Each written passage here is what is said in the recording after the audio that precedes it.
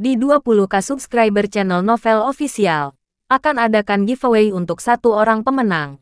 Syaratnya kalian harus subscriber, komen, like, share, supaya kalian bisa terpilih untuk jadi pemenang giveaway. Semoga beruntung bosku. Selamat datang di channel Novel Official. Sebelum kalian mendengarkan novel lelaki yang tak terlihat kaya, jangan lupa like, share, dan subbreaker kalau tidak kusentil jantung kalian hehehehe. Tanpa lama-lama lagi langsung saja kita masuk di alur cerita novelnya. Bab 1951 sampai bab 1960. Melihat itu, Zuri langsung berlari mengejar Zahariah. Meskipun benar bahwa Zahariah tidak sekaya atau sekuat Geralt, setidaknya dia masih bisa memberinya kehidupan yang kaya dan nyaman. Dan dia puas hanya dengan itu. Namun, jika dia benar-benar mencampakkannya, maka semua itu akan diambil. Dia tidak bisa membiarkan itu terjadi. Melihat Zuri terus berlari mengejar Zahariah, Geralt hanya bisa menggelengkan kepalanya. Sungguh orang yang sangat menyedihkan. Terlepas dari berapa banyak kekayaan dan prestise yang dimiliki seseorang, selama seseorang tidak memiliki sopan santun, mereka pasti akan dipandang rendah oleh orang lain. Geralt sendiri memastikan untuk selalu mempraktekkan apa yang dia khotbahkan. Ketika berhadapan dengan orang lain, dia memastikan untuk tetap tenang dan menahan diri dari licik. Setidaknya terhadap mereka yang melakukan pekerjaan jujur. Nyatanya, sikapnya yang baik dalam hal mengelola grup Yonjour sejujurnya membuatnya dihormati dan dikagumi banyak orang. Bagi Geralt, inilah alasan mengapa beberapa orang lebih sukses daripada yang lain. Apapun masalahnya, setelah acara itu selesai, mereka bertiga kemudian melanjutkan istirahat sejenak sebelum melanjutkan bersenang-senang di taman hiburan. Syukurlah, Erla yang masih anak-anak dengan mudah melupakan insiden buruk itu karena ada begitu banyak kesenangan yang bisa didapat. Saat itu malam ketika ketiganya akhirnya memutuskan untuk pergi. Pada saat itu, Erla yang menjadi lelah setelah terlalu menikmati dirinya sendiri menjadi sangat mengantuk sehingga dia akhirnya tertidur dalam pelukan Natalie. Melihat itu, Natalie tidak bisa menahan senyum ketika dia berbisik. Tampaknya Erla bersenang-senang hari ini. Ketua Crawford mengangguk sambil tersenyum. Geralt kemudian berkata, memang, sudah cukup lama sejak terakhir kali aku melihat Erla sebahagia ini. Benar saja. Meskipun Erla selalu tersenyum dan berseru setiap kali bertemu dengannya, hari ini adalah pertama kalinya dia melihatnya tertawa dengan gembira. Dengan kata lain, Geralt akhirnya bisa melihat Erla tanpa rasa khawatir hari ini. Omong-omong, saya harus berterima kasih karena telah membawa saya, Ketua Crawford. Sejujurnya, aku juga sudah lama tidak bersenang-senang seperti ini. Jawab Natalie. Sejujurnya, aku sudah memperlakukanmu sebagai keluarga cukup lama sekarang, Natalie. Lagi pula, kamu sudah berada di sisiku selama ini. Tanpamu, aku bahkan mungkin tidak berada di tempatku saat ini. Jelas Geralt dengan nada tulus saat dia memandangnya. Mendengar itu, Natalie merasa pernyataannya begitu manis hingga hampir terasa seperti baru saja menghabiskan sebotol madu. Fakta bahwa dia sepenting ini bagi Geralt hanya membuatnya merasa sangat tersentuh. Meskipun benar bahwa dia memendam perasaan untuknya, dia lebih memilih untuk tidak mengatakannya. Bagaimanapun, dia cukup senang hanya bisa berada di sisinya. Bagaimanapun, setelah mengemudi kembali ke villa, Geralt menyuruh Natalie untuk pergi dan membawa Erla kembali ke kamarnya untuk beristirahat dengan baik. Geralt sendiri pergi lagi ke tempat Raine, berharap melihat bagaimana pemulihan Yolande. Dia juga ingin melihat apakah ada yang bisa dia bantu. Sejujurnya, tempat Geralt tidak terlalu jauh dari Villa Raine, yang menjelaskan mengapa dia hanya membutuhkan waktu sekitar 10 menit untuk sampai ke rumahnya. Beberapa detik setelah dia memarkir mobilnya, dia mendengar suara familiar Raine memanggil, "Senior." Berbalik menghadap sumber suara, Geralt melihat Raine sedang menatapnya dari pintu masuk utama villa. Terkejut melihatnya di sana, Geralt kemudian keluar dan berjalan ke arahnya sebelum bertanya, "Raine, untuk apa kamu berdiri di depan pintu?" Sambil tersenyum halus, dia kemudian menjawab, "Oh, aku baru saja membuang sampah. Secara kebetulan, saya melihat mobil Anda lewat jadi saya menunggu di sini." Mengangguk sebagai tanggapan, Geralt kemudian memasuki villa bersama dengan Raine. Saat masuk, Raine langsung memanggil, "Bu, Ayah." Geralt ada di sini. Mendengar itu, Dexter yang tadinya duduk di sofa ruang tamu bersama Yolande langsung berdiri sebelum berseru, "Oh, betapa terkejutnya melihatmu di sini, Geralt." Memang, tambah Yolande yang berbalik menghadap pemuda itu, dengan senyum lebar di wajahnya. Senang melihat betapa semaraknya mereka. Geralt kemudian tersenyum sebagai tanggapan sebelum menjawab. Kupikir aku akan mampir untuk menyapa. Jadi, sudah terbiasa tinggal di sini. Tapi tentu saja, tidak mungkin bagi kami untuk tidak memilikinya ketika Anda memberi kami villa yang luar biasa. Kamu bahkan cukup perhatian untuk mampir hanya untuk menyapa, kata Yolande. Tidak memiliki apa-apa selain pujian untuk pemuda itu. Bagaimanapun, dia adalah orang yang telah memberi keluarga mereka apa yang paling mereka butuhkan pada saat terendah mereka. Ini adalah satu-satunya cara mereka tahu bagaimana berterima kasih padanya. Saya senang mendengarnya. Omong-omong, bagaimana pemulihan Anda, Nyonya? Tanya Geralt. Ini berjalan cepat. Sekarang saya bisa bangun dari tempat tidur dan berjalan sendiri lagi. Jawab Yolande. Langsung membuat Geralt menghela nafas lega. Ketika dia berbalik untuk melihat Dexter. Bagaimanapun, Geralt tidak bisa tidak memperhatikan bahwa Dexter sepertinya sedang memikirkan sesuatu. Apakah ada sesuatu yang membebani pikiran Anda, Pak? Anda tidak terlihat terlalu baik. Mungkin Anda mengalami beberapa jenis kesulitan. Jika sudah, jangan ragu untuk memberi tahu saya tentang mereka. Saya pasti akan melakukan yang terbaik untuk membantu, kata Geralt. Mendengar itu, Yolande langsung menambahkan, Dexter, ceritakan saja padanya. Lagi pula, dia jelas bukan orang luar. Siapa tahu, mungkin dia bisa membantumu. Mendengar itu, Dexter mau tidak mau merasa sedikit malu. Sepertinya dia benar-benar tidak tahu bagaimana mendekati subjek dengan benar. Melihat betapa sulitnya bagi ayahnya untuk menemukan kata-kata yang tepat, Raine masuk dan menjelaskan. Yah, masalahnya, ayah saya harus mengundurkan diri dari pekerjaan lamanya karena kami pindah cukup jauh dari tempat kerjanya.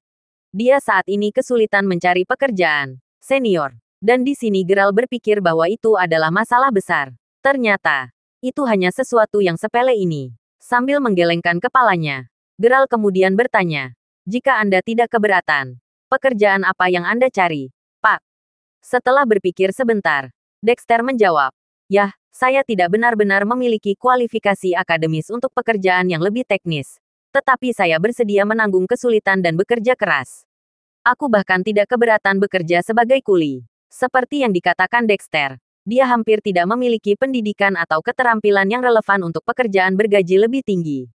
Dengan pemikiran itu, dia tahu bahwa kekuatannya adalah satu-satunya cara dia bisa terus mengurus keluarganya. Dia benar-benar tidak keberatan melakukan pekerjaan bergaji lebih rendah selama dia bisa mencari nafkah. Mendengar itu, Geralt memikirkannya sejenak sebelum berkata, begitu. Anda tahu, saya memiliki lowongan pekerjaan di tempat saya. Saya ingin tahu apakah Anda tertarik untuk bekerja dengan saya. Mendengar itu, mata Dexter langsung melebar penuh harapan. Bahkan Yolande dan Raine tampak sangat gembira ketika Dexter segera berseru. Tentu saja aku bersedia bekerja denganmu. Saya bersedia melakukan apa saja selama saya mendapatkan pekerjaan itu. Mendengar itu, Geralt terkekeh sebelum menjelaskan. Jangan khawatir. Anda tidak akan melakukan sesuatu yang melelahkan, Pak. Yang saya minta hanyalah Anda melakukan beberapa hal yang memerlukan manajemen. Gajinya sendiri adalah $1.500 per bulan. Bagaimana? $1.500. Apa gaji yang tinggi? Apa kamu serius tentang itu? Geralt, seru Yolande sebelum Dexter sempat mengucapkan sepatah kata pun. Lagi pula, di mana lagi mereka dapat menemukan pekerjaan bergaji tinggi dengan kualifikasi Dexter? Tapi tentu saja, aku. Selain itu, karena Anda sedang mencari pekerjaan dan saya sedang mencari seseorang untuk mengisi peran itu, mengapa tidak bekerja dengan saya saja? Kata Geralt. Sebenarnya, Geralt tidak benar-benar membutuhkan seseorang untuk mengisi posisi itu. Dia hanya mengada-ada hanya demi membantu Dexter. Ya, jika menurutmu aku cukup mampu. Ya, tolong, bawa aku masuk. Jawab Dexter. Tidak ingin melewatkan kesempatan untuk mendapatkan pembayaran bulanan lebih dari $1.000. Saya senang mendengarnya. Anda bisa datang melapor ke Yonjour Group besok, Pak. Saya akan meminta seseorang untuk membantu Anda mengelola prosedur pendaftaran. Jangan khawatir. Saya akan memastikan ada beberapa orang di sekitar untuk menunjukkan talinya. Kata Geralt. Mengerti. Jawab Dexter dengan sangat antusias saat Raine dan Yolande memekik kegirangan. Setelah sedikit tenang, Yolande berbalik untuk melihat Geralt sebelum dengan tulus berkata, terima kasih banyak untuk semuanya. Geralt, Anda tidak hanya menyelamatkan hidup kami, tetapi Anda bahkan memberi suami saya pekerjaan bergaji tinggi. Kami benar-benar telah banyak menyusahkanmu. Tersenyum sebagai tanggapan. Geralt hanya berkata, nah, sekarang, Nyonya, Tidak perlu terlalu sopan. Ini bukan apa-apa bagi saya. Dan sekali lagi, saya kebetulan membutuhkan seorang karyawan untuk pekerjaan itu. Meskipun ketiganya merasa bahwa mereka sekarang berutang dunia kepada Geralt. Geralt sendiri sejujurnya tidak berpikir bahwa dia melakukan banyak hal. Sejujurnya, dia hanya senang bahwa dia dapat membantu orang lain. Dan kegembiraan mereka adalah semua yang dia minta sebagai balasannya. Terlepas dari itu, tidak lama kemudian Dexter mendukung Yolande ke kamar mereka untuk beristirahat. Geralt dan Raine sendiri tetap duduk di sofa ruang tamu. Untuk menghilangkan keheningan canggung di antara mereka, Geralt berdeham sebelum berkata, "Ngomong-ngomong, aku belum makan malam. Karena saya sudah di sini, apakah Anda ingin bergabung dengan saya untuk makan?" "Tentu saja," jawab Raine tanpa ragu sedikit pun. Dengan keputusan itu, keduanya kemudian masuk ke mobil Geralt sebelum pergi. Sejujurnya itu adalah perjalanan yang agak canggung karena tak satu pun dari mereka mengatakan apa-apa sepanjang perjalanan mereka. Untungnya, keduanya segera tiba di pasar malam Sighwater. Pasar itu sendiri terkenal sebagai jajanan, karena ada begitu banyak warung makan di sana yang menyajikan segala macam hidangan. Dengan mengingat hal itu, tempat itu biasanya sangat ramai, bahkan setelah pukul 10 malam. Mereka yang pergi ke sana biasanya para pekerja kantoran yang ingin bersenang-senang dan menghibur diri sepulang kerja. Geralt sendiri telah sering mengunjungi pasar di masa lalu karena semua makanan enak di sana. Namun, sejak dia diberi identitas berperingkat lebih tinggi, dia perlahan-lahan mulai sering mengunjungi bar dan klub kelas atas. Dengan mengingat hal itu, sudah cukup lama sejak dia terakhir kali datang ke sini. Dan dia merasa harus mengunjunginya lagi hanya untuk mengenang saat makan malam. Either sekarang mereka ada di sana. Geralt dengan cepat membawa Raine ke salah satu kios untuk makan. Namun, setelah duduk, Geralt merasa bahwa seluruh pasar malam telah mengalami perubahan yang agak drastis. Apakah dia benar-benar tidak datang ke sini selama itu? Apapun masalahnya, warung yang dipilih Geralt dan Raine untuk makan didirikan oleh pasangan tua. Setelah duduk, Geralt segera memanggil, "Bos." Setelah mendengar itu, seorang wanita tua dengan cepat berjalan ke meja mereka, menyerahkan menu kepada mereka berdua sambil berkata, "Halo, halo. Ayo lihat apa yang ingin kamu miliki." Mendengar itu, keduanya mulai memindai menu mereka. Sejujurnya, ini pertama kalinya Raine makan di pasar malam. Dengan mengingat hal itu, dia berhak kewalahan dengan banyaknya pilihan yang ditawarkan menu. Geralt, di sisi lain, sudah biasa memesan makanan pasar malam. Karena itu, tidak butuh waktu lama baginya untuk mengangkat tangannya sebelum berkata, "Bos, saya ingin 20 kebab kambing, sepiring mie goreng, 1 ikan bakar, sepiring sayap ayam." Pada saat daftar Geralt selesai, Raine hanya bisa menatapnya dengan mata terbelalak. Banyak sekali makanannya. Berbalik untuk menatapnya, Geralt kemudian bertanya, "Bagaimana denganmu, Raine? Jangan khawatir tentang biaya. Pesan saja apapun yang Anda suka." Menggelengkan kepalanya sebagai tanggapan, Raine hanya tersenyum tipis saat dia menjawab, "Yah, kamu sudah memesan cukup banyak, senior. Kenapa kita tidak menyelesaikannya dulu?" Mendengar itu, Geralt hanya mengangguk sebelum berkata, "Baiklah. Itu saja untuk saat ini, bos. Jika kami membutuhkan makanan lagi, kami akan memberi tahu Anda." "Mengerti, makanan akan disajikan sebentar lagi," jawab wanita tua itu sambil tersenyum sebelum dengan cepat kembali ke kiosnya. Sejujurnya, meskipun kios-kios lain tampaknya memiliki cukup banyak pelanggan, kios khusus ini gersang selain dari meja Geralt dan Raine. Dengan pemikiran itu, tidak heran mengapa pasangan tua itu tampak begitu senang melayani mereka. Bagaimanapun, mereka memberi mereka bisnis. Bagaimanapun, sambil menunggu makanan, Raine menyadari sesuatu yang mendorongnya untuk segera berbisik. "Hei, senior. Lihat di sana, saya pikir yang memanggang kebab adalah putri wanita tua itu." Mendengar itu, Geralt menoleh untuk melihat kemana Raine sedang menatap. Dan benar saja, wanita yang memanggang kebab yang kelihatannya seumuran dengan Raine tampaknya adalah putri mereka. Untuk berpikir bahwa dia sudah menghasilkan uang di usia yang begitu muda, gumam Raine sambil menghela nafas. Sekarang merasa bahwa dia jauh lebih baik dibandingkan dengannya. Apapun masalahnya, sekitar 20 menit kemudian semua hidangan disajikan. Karena wanita tua itu ada di sini, Geralt mengambil kesempatan untuk bertanya, "Itu putrimu, bos?" Terkekeh sebagai tanggapan, wanita tua itu kemudian menjawab, "Dia, sebenarnya. Suami saya dan saya berusia sekitar 30 tahun ketika kami mengandungnya. Dan kami bersyukur bahwa dia sangat bertanggung jawab dan rajin.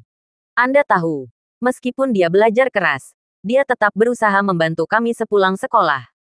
Kami sangat menghargainya karena kami terlalu tua untuk menyelesaikan sesuatu dengan cukup cepat. Menyadari bahwa dia telah berbicara terlalu banyak, wanita tua itu kemudian tersenyum sebelum menambahkan.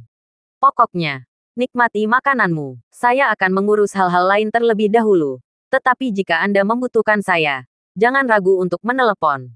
Menyaksikan wanita tua itu kemudian kembali ke kiosnya. Keduanya mengangkat bahu sebelum mulai menggali. Karena Gerald sudah lama tidak makan kebab, bisa memakannya sekarang membawa kembali beberapa kenangan yang menyenangkan. Betapa bahagianya. Namun, momen damainya terputus ketika tabrakan yang keras tiba-tiba memenuhi udara, diikuti oleh seseorang yang berteriak alahkan. Setelah itu, bahkan lebih banyak suara menghancurkan bisa terdengar. Kekacauan macam apa yang terjadi? Berbalik menghadap sumber suara, Gerald dan Raine langsung disambut oleh pemandangan dua kelompok orang menghunus berbagai jenis senjata berbaris mengintimidasi satu sama lain. Jelas bahwa mereka akan terlibat dalam pertarungan kelompok. Melihat betapa buruk situasinya, pemilik kios dan pelanggan segera mulai berkemas untuk melarikan diri, tidak ingin terseret ke dalam pertarungan mereka. Bahkan pasangan tua dan putri mereka panik, dan mereka sudah setengah jalan mengemasi kios mereka pada saat Gerald dan Raine berbalik untuk melihat mereka. Mengangkat alis sedikit, Gerald diminta untuk bertanya, siapa orang-orang itu, bos? Mendengar itu, wanita tua itu buru-buru menjawab, mereka adalah gangster daerah ini. Dan begitu mereka mulai berkelahi, mereka tidak peduli dengan nyawa orang lain. Asal tahu saja, beberapa orang terseret ke dalam kekacauan mereka terakhir kali hal seperti ini terjadi. Jadi sebaiknya kau lari selagi bisa, simpan uangnya dan anggap itu sebagai hadiah kami. Tentu saja, Gerald terkejut mendengarnya. Untuk berpikir bahwa gangster ini benar-benar akan bertarung di tempat umum seperti itu. Bagaimanapun, meskipun keluarga yang terdiri dari 3 orang dapat menyelesaikan pengepakan dan sudah pergi dengan gerobak mereka, mereka hampir tidak dapat mengambil beberapa langkah ketika para hooligan mulai berkelahi. Seperti yang dikatakan wanita tua itu, orang-orang ini tampaknya benar-benar tidak peduli dengan kesejahteraan orang lain begitu mereka mulai berkelahi. Bagaimanapun, mereka sangat ganas dan bertarung seperti tidak ada hari esok. Dengan tabrakan dan dentang di semua tempat, itu benar-benar pemandangan yang kacau untuk dilihat. Tiba-tiba, Gerald dan Raine menyaksikan seorang pria botak bertubuh besar dan tampak menakutkan yang tampaknya adalah salah satu pemimpin kelompok berlari ke kios pasangan tua itu dan mengambil sendok sebelum bergegas kembali untuk menghadapi kelompok lawan. Tentu saja, keluarga tiga tidak melakukan apapun untuk menghentikannya. Lagi pula, mereka sangat ketakutan. Pada saat itu, sesuatu yang sangat cepat melesat melewati pandangan semua orang. Dan sepersekian detik kemudian, pria botak itu mengeluarkan tangisan sedih. Setelah diperiksa lebih dekat, lengannya tampaknya telah ditusuk oleh tusuk gigi dari segala sesuatu. Dengan darah mulai menyembur keluar dari luka, semua orang hanya bisa menatap, terpana. Sementara mereka sekarang tahu senjata apa itu, tidak ada yang tahu siapa yang melemparkan tusuk gigi. Saat mereka bertanya-tanya tentang itu, Gerald berdiri sebelum dengan santai berteriak, "Hei, sekarang. Jika Anda Bestart sangat ingin bertarung, mengapa tidak mencari tempat yang lebih kosong? Memilih tempat umum seperti itu untuk melakukan pertarungan kelompok. Apa yang akan terjadi jika kamu menyakiti orang lain?" Hah, setelah mendengar itu, pria botak dan anggota gengnya langsung mengarahkan pandangan mereka ke Gerald. Memikirkan bahwa orang ini benar-benar berani menghadapi mereka di saat seperti ini. Bahkan orang-orang dari faksi lawan sekarang melihat ke atas. Kedua kelompok sesaat terlalu tercengang untuk melanjutkan pertarungan mereka. Sial, para gangster bahkan bukan satu-satunya yang terkejut. Semua penonton juga ternganga. Apakah Gerald begitu ingin mati? Kenapa dia ikut campur dalam pertarungan mereka tanpa alasan yang bagus? Sementara Raine pun terkejut dalam diam. Dia tidak bisa menahan perasaan bahwa Gerald benar-benar orang yang baik. Lagi pula, semua orang memperlakukan adegan itu dengan acuh tak acuh. Tidak ada dari mereka yang berani melangkah maju untuk menghentikan para hooligan itu. Kemudian lagi, mereka tidak bisa disalahkan. Lagi pula, pria botak itu dan gangster lainnya sangat berbahaya dan menakutkan. Tidak ada yang ingin masuk ke buku buruk mereka. Apapun masalahnya, Gerald sama sekali tidak takut pada mereka. Bagaimanapun, mereka hanyalah semut baginya. Selain itu, Gerald senang membantu orang lain. Jadi siapa yang lebih baik darinya untuk menjadi ksatria putih dalam situasi seperti itu? Terlebih lagi, dia ingin menggunakan kesempatan ini untuk membantu keluarga 3 orang yang baik yang bahkan membebaskannya dari tagihannya. Dia hanya menganggap ini sebagai caranya sendiri untuk berterima kasih kepada mereka. Terlepas dari itu, sebelum pria botak itu bahkan bisa mengatakan sepatah kata pun, seorang pemuda dengan gaya rambut ekor bebek berjalan ke depan dan menunjuk ke arah Geralt ketika dia membalas. Hei sekarang. Siapa kamu sampai ikut campur dalam bisnis kami? Setelah itu, pemuda itu terus berjalan mendekati Geralt. Namun, sebelum bocah itu bahkan bisa menyentuhnya, Geralt sudah meraih jarinya. Dan dengan jepretan yang memuakkan, menjadi jelas seperti hari apa yang baru saja terjadi. Seketika membungkuk, pemuda itu dengan cepat mengerutkan wajahnya, tidak ingin berteriak kesakitan. Lagi pula, jari seseorang yang patah seperti itu pasti membawa rasa sakit yang tak tertahankan. Sebelum pemuda itu bahkan bisa bangkit kembali, Geralt hanya menendangnya tepat di perut, membuatnya terbang. Menatap dengan mata terbelalak pada anak laki-laki yang bahkan tidak bisa merangkak kembali karena semua rasa sakit yang dia alami. Pria botak itu segera meraung. Tangkap dia. Mendengar itu, semua bawahannya langsung berlari ke arah Geralt. Tentu saja, Geralt tetap tenang seperti mentimun saat mereka mendekat. Dan dalam waktu kurang dari 1 menit, tidak ada bawahan yang berdiri.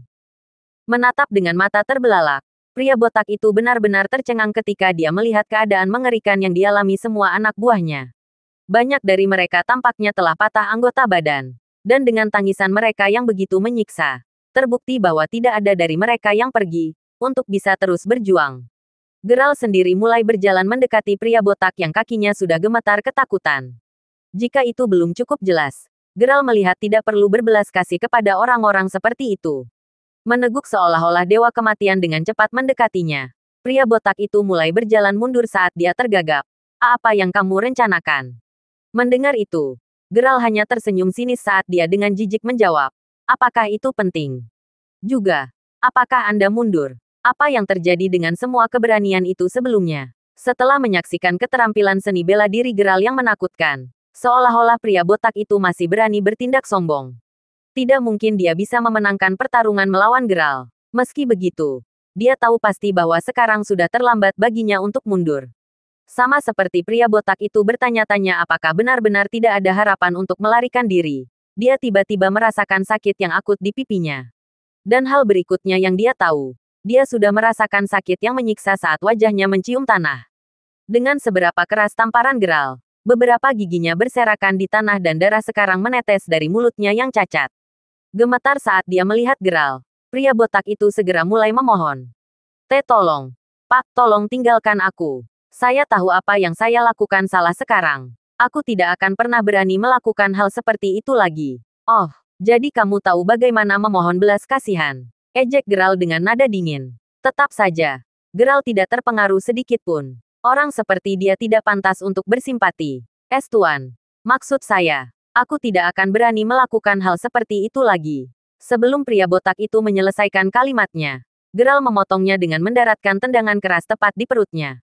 Begitu pria botak itu mendarat cukup jauh, Geralt mengambil kesempatan untuk mencibir. Jika kamu berani berkumpul seperti ini hanya untuk terlibat dalam pertarungan kelompok lagi, aku akan memastikan aku mengalahkan kalian semua sekali lagi. Sebenarnya, saya akan memberi Anda pelajaran setiap kali saya mendengar seseorang mengeluh tentang Anda menggertak warga sipil secara acak atau mengambil barang-barang mereka, terlepas dari apakah itu tidak sengaja atau tidak. Anda mendengar saya, segera merangkak berdiri dan mengangguk sebagai tanggapan.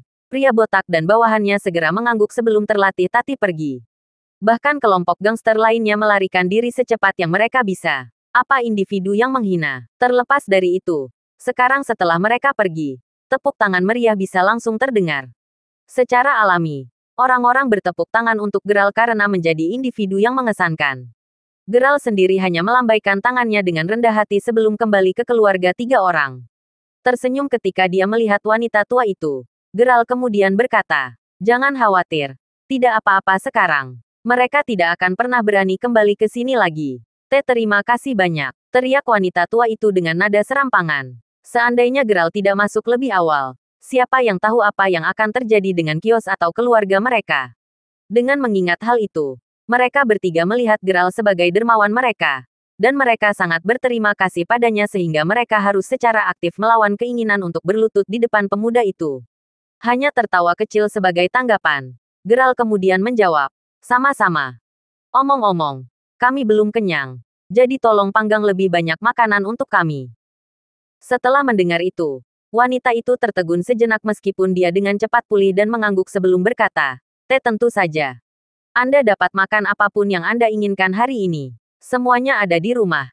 Hanya untuk kalian berdua. Dengan mengatakan itu, Geralt kemudian kembali ke tempat duduknya ketika pasangan tua dan putri mereka mulai mendirikan kios mereka lagi. Geralt kedua duduk. Raine segera berkata dengan kekaguman yang tulus.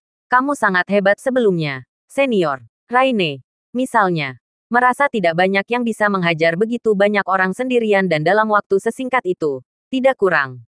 Tertawa sebagai tanggapan. Geralt hanya menjawab dengan nada rendah hati. Itu bukan apa-apa. Para hooligan itu terlalu lemah. Tentu saja. Raine tahu dia hanya bersikap rendah hati. Lagi pula, para gangster itu jelas jauh dari lemah. Meski begitu, mereka bahkan tidak bisa mengangkat jari ke arah Geralt. Kemudian lagi, itu tidak terlalu mengejutkan. Lagi pula, bahkan ya seorang ahli taekwondo tidak mampu menghadapi Geralt. Bagaimanapun, itu sekitar 10 menit kemudian ketika wanita tua itu menyajikan sepiring besar makanan di depan Geralt dan Raine. Tersenyum ketika dia melihat keduanya. Wanita tua itu kemudian berkata, pesan. Baru dipanggang. Hanya untuk Anda berdua. Sekali lagi, jika ini tidak cukup, telepon saja saya dan saya akan memanggang piring lain untuk Anda. Kami akan mengingatnya. Terima kasih bos, jawab Geralt dan Raine secara bersamaan. Oh tolong. Seharusnya kami yang berterima kasih padamu. Lagi pula, kita bisa mendapat masalah serius jika kamu tidak masuk lebih awal. Kata wanita tua itu sambil melambaikan tangannya sedikit sebelum meninggalkan Geralt dan Raine untuk memberi mereka ruang untuk menikmati makanan mereka. Seiring berjalannya waktu, keduanya menyadari bahwa semakin banyak orang yang datang untuk makan di warung pasangan tua. Tampaknya insiden itu benar-benar merupakan titik balik positif dalam keberuntungan bisnis pasangan itu. Bagaimanapun, itu sekitar pukul 11 malam ketika Geralt dan Raine akhirnya selesai makan. Dengan itu, Geralt berjalan ke wanita tua itu sebelum bertanya, berapa semua itu, bos? Hah, saya bilang, itu di rumah. Bagaimanapun, Anda sangat membantu kami malam ini. Tidak mungkin aku bisa mengambil uangmu, jawab wanita tua itu. Meski begitu, tidak mungkin dia bisa membujuk Geralt untuk menentangnya. Bagaimanapun, Geralt tahu pasti bahwa keluarga tiga tidak mudah. Terlebih lagi, dia dan Raine makan cukup banyak malam ini, dan biaya bahannya mungkin tidak murah. Dengan pemikiran itu, dia akan membayarnya apapun yang terjadi. Bos, saya tahu betapa sulitnya bagi Anda untuk mencari nafkah. Jadi terimalah uang itu. Kalau tidak, saya khawatir saya tidak akan berani kembali ke sini untuk makan lain kali. Kata Geralt sambil mengeluarkan beberapa lembar $10 dari dompetnya dan dengan lembut mendorongnya ke tangannya. Dia benar, bos. Terima saja uangnya, tambah Raine yang sekarang berdiri di samping Geralt, memahami maksud Geralt. Mendengar itu, wanita itu hanya bisa menghela nafas dalam kekalahan saat dia mengambil uang itu sebelum berkata, baiklah, aku akan mengambilnya. Datanglah kapan saja dan saya akan memberikan diskon untuk kalian berdua. Mengangguk sebagai tanggapan. Keduanya kemudian menjawab, tapi tentu saja kami akan melakukannya. Tersenyum senang mendengar tanggapan mereka. Wanita tua itu kemudian menyaksikan Geralt dan Raine akhirnya meninggalkan area itu. Saat dia akan kembali bekerja, wanita tua itu tidak bisa tidak memperhatikan bahwa mata putrinya tertuju ke arah duo yang pergi. Mengetahui tatapan cinta itu kemana-mana, wanita tua itu terdorong untuk berkata, jangan bilang kamu naksir dia, Yusra. Putrinya bernama Yusra Zabloki, dan dia duduk di kelas 3 sekolah menengah atas. Apapun masalahnya, ketika dia mendengar ibunya mengatakan itu, Yusra yang menawan tidak bisa menahan diri untuk tidak tersipu. Apa yang sedang kamu bicarakan, Bu? Gumam Yusra malu-malu, seolah-olah ibunya akan membelikan gertakannya. Sambil menggelengkan kepalanya, wanita itu kemudian menatap putrinya sebelum berkata, saya yakin saya tidak perlu mengingatkan Anda bahwa fokus utama Anda sekarang adalah studi Anda. Meski begitu, saya tidak benar-benar menentang Anda memiliki hubungan dengan orang lain selama pasanganmu baik padamu. Mendengar itu, Yusra hanya mengangguk. Dia, misalnya, sangat sadar bahwa dia sudah naksir Geralt. Lagi pula, bertentangan dengan semua pria lain yang dia temui sebelumnya. Geralt hanya mengeluarkan rasa aman yang kuat yang membuat hatinya tenang. Sejujurnya, jika ada kesempatan, Yusra sangat berharap bisa bertemu dengan Geralt lagi. Dia akan senang hanya bisa berbicara dengannya 1 lawan 1. Aku ingin tahu apakah kesempatan seperti itu benar-benar akan muncul dengan sendirinya. Yusra berpikir dalam hati, pindah kembali ke Geralt. Setelah mengirim Raine kembali ke vilanya, dia kembali ke vilanya sendiri. Karena sudah agak terlambat, baik Natalie dan Erla sudah memukul jerami. Dengan pemikiran itu, Geralt mengambil sebotol anggur dan duduk di ruang tamu sendirian, menyeruput anggur merah hingga larut malam. Meskipun menjadi yang terakhir tidur, Geralt adalah yang pertama bangun. Setelah mengirim Erla ke sekolah, Geralt kemudian mulai berangkat ke kelompoknya bersama Natalie. Saat dia mengemudi, Natalie melaporkan, Ketua Crawford, Ketua Kersau dari grup Zaharia tampaknya akan datang ke grup kami hari ini. Apakah Anda ingin bertemu dengannya? Kelompok Zakaria, tanya Geralt sambil mengangkat sedikit alisnya. Memang, dia menelepon saya menyatakan bahwa dia ingin meminta maaf secara pribadi kepada Anda, jelas Natalie. Mendengar itu, Geralt mengingat kejadian hari sebelumnya. Dia ingat dengan jelas bagaimana Zuri memutuskan untuk mengacaukan mereka di taman hiburan, yang akhirnya membuatnya bercerai dengan Zaharia.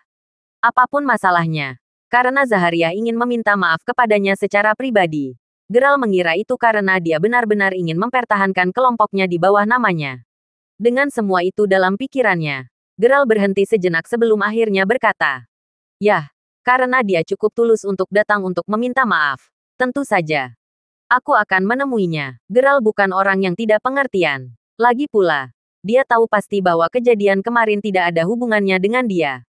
Istri Zaharia adalah pembuat onar yang sebenarnya. Memahami itu, Geralt tidak akan mempersulit pria itu. Bagaimanapun, itu sekitar setengah jam kemudian ketika keduanya akhirnya tiba di gedung grup Yonjour. Sebelum memasuki gedung, mereka berdua disuguhi pemandangan sebuah mobil hitam yang terparkir di dekat pintu masuk gedung. Tentu saja, mobil itu tidak lain adalah milik Zaharia. Setelah menyadari bahwa Geralt dan Natalie ada di sini, Zaharia segera turun dari mobilnya sebelum dengan hormat menyapa, "Ketua Crawford." Sambil tersenyum melihat pria itu, Geralt kemudian menjawab dengan nada bercanda, "Jadi kita bertemu lagi, Ketua Kersau." Mendengar itu, Zaharia hanya bisa sedikit tersipu malu. Bagaimanapun, Zuri tidak membawa apa-apa selain rasa malu padanya karena tindakannya. Syukurlah dia akhirnya menceraikannya. Dia telah memastikan untuk segera melakukannya juga. Lagi pula, dia tidak akan berani memperpanjang perceraian setelah berjanji pada Geralt dari semua orang untuk melakukannya. Sambil menggelengkan kepalanya, Zaharia kemudian menatap Geralt dengan mata penuh tekad saat dia berkata, "Saya benar-benar minta maaf untuk kemarin, Ketua Crawford. Asal kamu tahu, aku sudah menceraikan Zuri, seperti yang kamu suruh." Tersenyum halus sebagai tanggapan, Geralt kemudian berkata, "Mari kita mengobrol di lantai atas." Menyaksikan Geralt mulai berjalan maju, Zaharia dan Natalie dengan cepat mengikuti jejaknya. Setelah menuju ke atas, ketiganya segera menemukan diri mereka di kantor Geralt. Saat masuk, Geralt memberi isyarat agar Zakaria duduk sambil berkata, "Silakan duduk dulu, Ketua Kersau. Natalie, tolong sajikan teh untuk tamu kita." "Salin itu, Ketua Crawford," jawab Natalie dengan anggukan sebelum meninggalkan ruangan. Sekarang setelah mereka sendirian, Geralt berdeham sebelum berkata, "Pertama-tama, tidak perlu meminta maaf, Ketua Kersau. Lagi pula, kejadian kemarin tidak ada hubungannya denganmu." Mendengar itu, Zaharia tertegun sejenak. Lagi pula, dia tidak tahu apa yang mendorong Geralt mengatakan itu. Mulai panik, Zakaria kemudian berkata, Ketua Crawford, apa yang kau?" Melihat betapa paniknya pria itu, Geralt tidak bisa menahan tawa, memotong kalimat Zaharia. Melihat pria yang ketakutan itu, Geralt kemudian menjawab sambil tersenyum, "Tidak perlu gugup, Ketua Kersau. Tidak ada makna tersembunyi di balik kata-kataku." Begitu dia mendengar itu, Zaharia mendapati dirinya bernapas lebih mudah. Geralt sendiri sekarang tahu betapa takutnya Zaharia memikirkan kelompoknya diakuisisi oleh grup Yonjour. Sejujurnya, Geralt bahkan tidak tertarik untuk mengakuisisi kelompok Zaharia. Bagaimanapun, meskipun grup Zaharia tidak dapat dibandingkan dengan grup Yonjour, itu masih salah satu grup terkemuka terbaik di Cywater City. Terlebih lagi, kelompok itu juga memberikan beberapa kontribusi untuk amal, yang memberi Geralt lebih sedikit alasan untuk membeli kelompok itu dari Zaharia. Dengan mengingat hal itu, daripada membicarakan kejadian kemarin yang bahkan bukan salah Zaharia, Geralt ingin membicarakan hal lain. "Nah, karena Anda sudah tenang, Dengarkan proposal saya. Ketua Kersau, saya mengerti bahwa Anda adalah pengusaha yang hebat. Bagaimanapun, Anda membentuk grup Anda dari bawah ke atas. Dengan pemikiran itu, saya berharap kelompok Anda mau bekerja sama dengan saya. Jelas Gerald yang sejujurnya memikirkan hal ini saat Zuri menyebut nama Zaharia kedua kali sehari sebelumnya. Terlepas dari itu, setelah mendengar itu, Zaharia langsung menunjukkan ekspresi ketidakpercayaan yang jelas. Lagi pula, dia tidak pernah bisa membayangkan bahwa Gerald benar-benar akan memintanya untuk bekerja sama dengan grup Yonjour alih-alih hanya mendapatkan grup Zaharia. Ternyata, dia benar-benar terlalu banyak berpikir. Tetap saja, itu tidak membuatnya merasa kurang terkejut. Dengan mengingat hal itu, Zaharia menelan ludah sebelum bertanya, apakah kamu benar-benar bersungguh-sungguh, Ketua Crawford? Apakah Anda benar-benar bersedia bekerja sama dengan kelompok saya? Seolah-olah aku bercanda tentang hal seperti ini. Jawab Gerald sambil mengangguk sambil tersenyum. Kabar yang luar biasa, Ketua Crawford. Aku selalu ingin bekerja sama denganmu. Seru Zakaria yang semakin bersemangat. Bagi Gerald untuk benar-benar memulai pembicaraan tentang bekerja sama dengan kelompoknya, ini tentu sesuatu yang bisa dibanggakan. Senang mendengarnya. Bagaimanapun, bolehkah saya tahu aspek apa yang terutama dihadapi grup Anda sekarang? Tanya Gerald. Baiklah. Kelompokku kebanyakan berurusan dengan konstruksi baik lokal maupun regional dan kami juga terlibat dalam kancah real estate. Jawab Zakaria yang sudah memikirkan masa depan kelompoknya. Mampu bekerja sama dengan grup Gerald pasti akan menjadi kesempatan terbaiknya untuk mengembangkan grup Zaharia. Saya mengerti. Apa proyek terbesar yang Anda miliki saat ini, Ketua Kersau? Tanya Gerald setelah mengangguk. Terima kasih sudah mendengarkan novel lelaki yang tak terlihat kaya. Sampai jumpa di novel selanjutnya.